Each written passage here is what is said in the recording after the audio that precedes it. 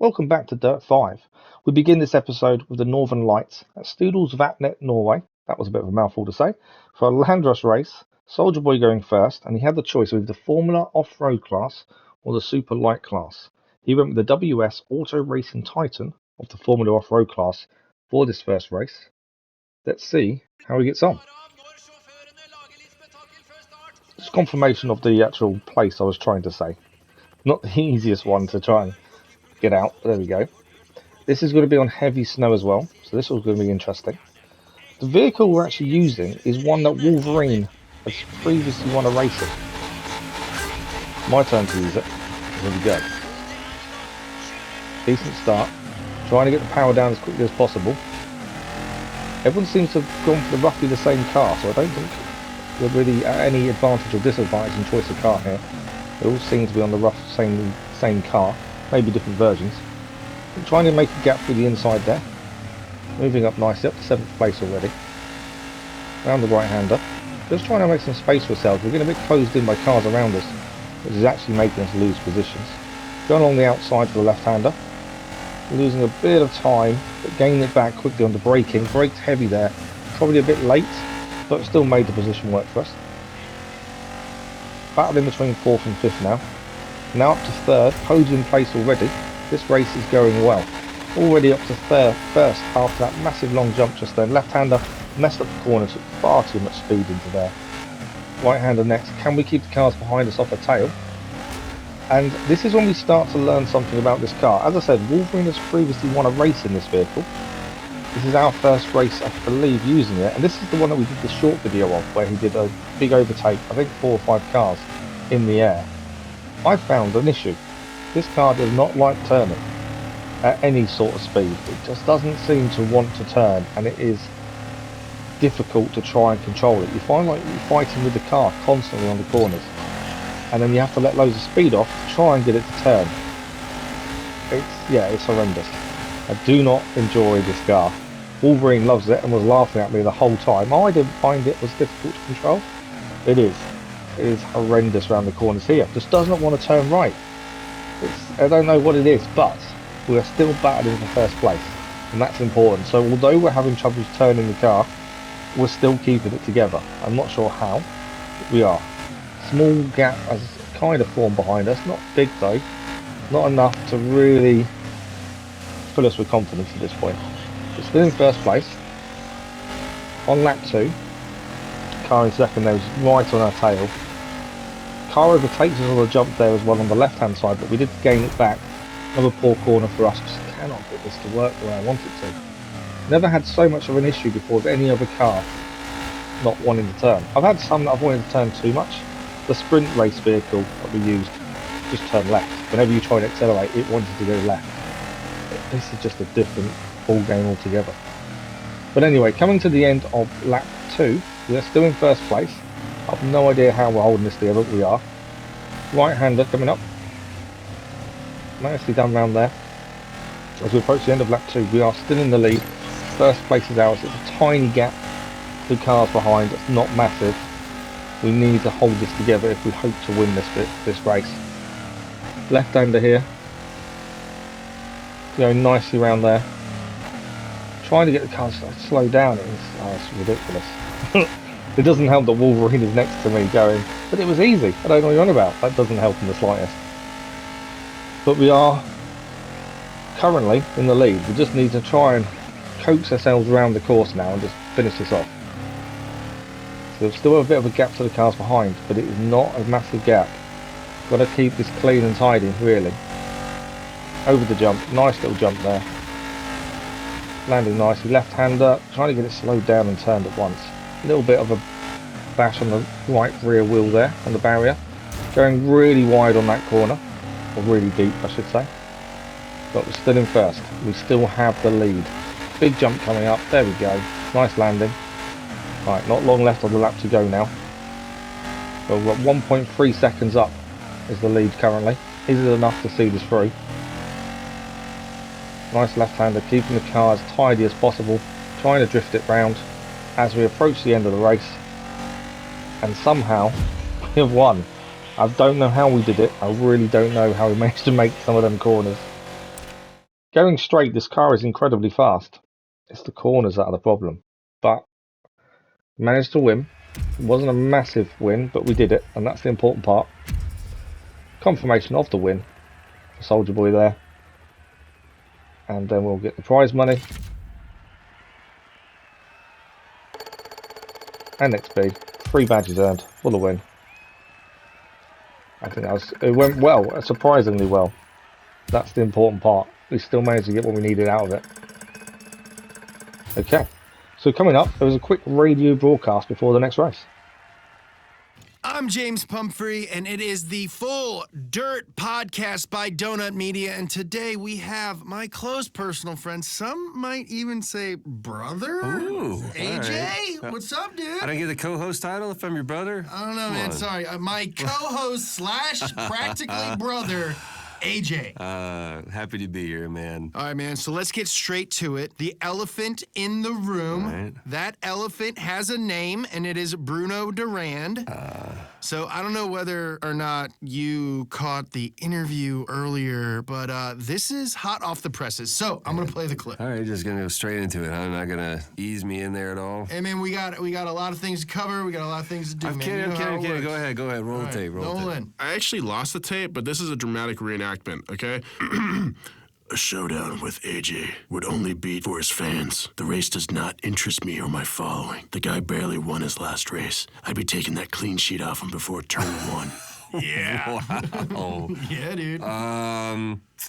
How's that make you feel? No, it's cool. You know, that's Bruno. He's got to talk like that. It's his whole style. You know, he does the trash talk. He does the mind games. I mean, he's getting the wins. I think he's just backing it up. You know? Yeah. He's getting the wins. But I mean, have you seen those wins? Have you seen them? I've seen Because them, yeah. it's on rails. It barely raises the pulse. I mean, I look at him and I gotta wonder, is he having fun out there? That's what I want to know. I mean, I think that's the closest tell. to trash talk I've ever heard. No, get, that's not trash talking. That's just me. He and I approach this in 2 different ways. I do this for the love of the sport, and I mean, it's. I just don't see that from him. I don't see. I got a smile on my face when I'm behind the wheel. You know what I mean? And Yeah. I just don't see that from Bruno. I mean, but you gotta admit, Age, you gotta admit, it is impressive seeing this guy come from racing bikes in the Dirt Moto series, and now he's just destroying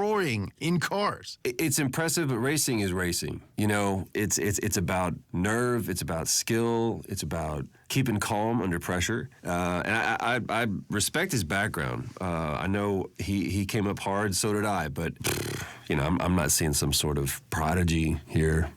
Dang, dude. All right, so the big question, all right, if the chance came, if this trash talk is all just to rattle you, how do you see the 1v1 going down? I think I know your answer. Do you? Yeah, I think I do. I honestly, probably down to the wire. Look, he drives good, but I'm confident. You know, I'm game. I'm up for it because I know that all of this is that clip is that's just Bruno bravado.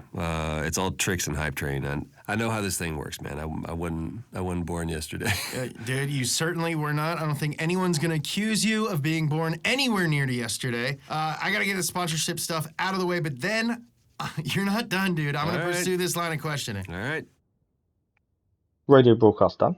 So the final race of the episode is the Guilin Unlimited at Xiamo Run Reverse in China for a land rush race. Wolverine's in the car, and for the first time ever, we've got an unlimited class.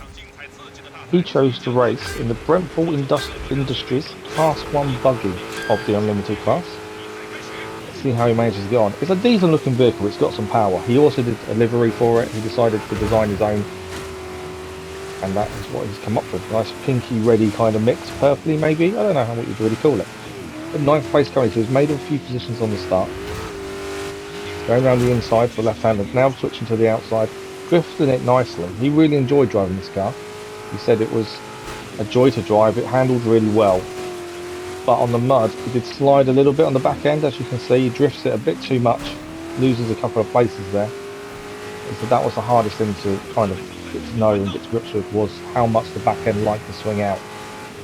But he's in 8th place, that's still good, he's doing well.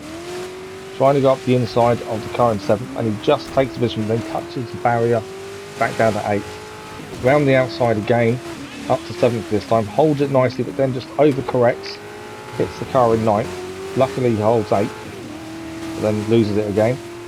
Round the outside, just trying to drift it round. He's not happy with the car now. He thought it was really good to start with on the straight, and now with the corners he's really struggling. Down to 12th place. So he had a really good start, and then it's just some mistakes in the middle of the lap that just cost him here, or towards the end of the lap I should say, because that's the end of lap 1 already. A very quick lap. 12th place currently. What positions can he make up here? Just trying to get to grips. This is a brand new car for him, so it's going to take time to adjust. It's going to take time to get used to it. So the actual result isn't that important. It's more learning the car, the behaviour, and he now knows he doesn't like cornering. Or he likes cornering, just a little bit too much, unlike the previous race. But here he is, up to 11th. He's gained 1 position back. Up the inside of 2 cars there, taking 9th place, but he's being threatened for the position. From behind, there we go, losing out a little bit there. Going through the middle of 2 cars, can he hold this in? He can, and he keeps 9th place. So he's regained a few there. Up the inside of the car in 8th. Goes a little bit deep. Can he hold it around the outside? I think he has. 8th place is now his. He's got a couple of cars ahead of him. Round the outside there for 7th place. Just couldn't hold it round the corner. Lacked the exit speed because of the drifting. Currently in 8th. Still got 1 and a bit laps to go. Car has been challenging him from behind there for the 8th place. Holding it nicely. He's got the inside of the next corner. Right-hander coming up. A little bit deep again. He's going to touch the barrier on the exit. Lose a bit of speed. Down to 9th now because of that. Last lap coming up. It's been very fast and frantic so far. Just the cornering to get used to. He's taking 8th back again, going up the inside. Now, can he get any more positions back on this race? He's going to look for the inside here. Got the 7th place, but then touching the barrier on exit. A bit slow exit there. Lost 7th again because of it. So now back in 8th. Now, he's got a group of cars ahead. If he can catch them up, he's got a few positions back here. Tried to overcorrect the drift there and just overturned it. Still in 8th though. Didn't lose major positions there. Lost a bit of time to the cars ahead, which was unfortunate. He's still holding it together. Left-hander. Nicely done round there. Drifted it really nicely. Can he drift round the right-hander? He's looking for the inside move, but turns too early for the barrier. And just hits it head on there. Slows him down a lot. Lost another position. Now 9th place. He's still got the inside though for this run. A bit too heavy on the brakes. He's trying to stop the car drifting out too much. We are coming towards the end. He hits the barrier there. Down to 10th now. He's got to try and claw some positions back. Back up to 9th. And there's the end of the race just coming up there. It's a little bit too late for him to gain anything else. And he comes away with 9th place. As I say, new car. He wasn't used to it at all. He doesn't like the car, to be fair. But he still did a good job. 9th place. When he was down in last at one point, he did really well to come back from that. And it is, when there's a car you're not used to, it is going to make life difficult for you. We have decided also to start buying some cars. We were kind of waiting until we got to C-Class, but it doesn't seem to have happened. So because of that, I've said to him, we'll start buying a few cars to try and, see if we can improve ourselves a little bit with better cars. So that may be the only time we see that car, depending on the others. The 9th place confirmation there. And that is his winnings as well. So pretty good. A win and a 9th. We're happy with that. We're moving on to the next set of races. So thank you very much for watching this episode. If you're enjoying this series of Dirt 5 or any content on the channel, don't forget to subscribe. A like on the episodes does really help as well. And we'll see you in the next one.